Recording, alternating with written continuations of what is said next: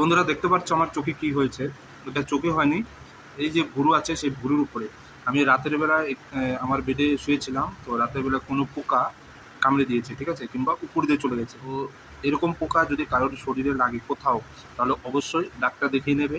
আর antibiotic ওষুধ খেতে হবে, প্লাস এই যে আমি এই ডাক্তার কাছে গিয়েছিলাম, আমাকে এই মলমটা দিয়েছে, ঠিক আছে। তো এখন আমি মলমটা লাগালাম, এরকম অনেকটাই ফুলে গেছে আমার, আর ধীরে ধীরে ফুলে যাচ্ছে। তো আমার খুব ব্যথা করছে, তার জন্য আমি বললাম একটু ওষুধ নিয়ে আসি ডাক্তারকে দেখিয়ে। তো এই যে মলমটা দেখতে পাচ্ছ, এই মলমটা আমাকে দিয়েছে, ঠিক আছে। তো এই মলমটা খুবই ভালো, ঠিক আছে। পুরোটা ঠান্ডা করে দিল আমার, ঠিক আছে। এই এরিয়াটা পুরো ঠান্ডা হয়ে গেল মলমটা লাগানোর পর।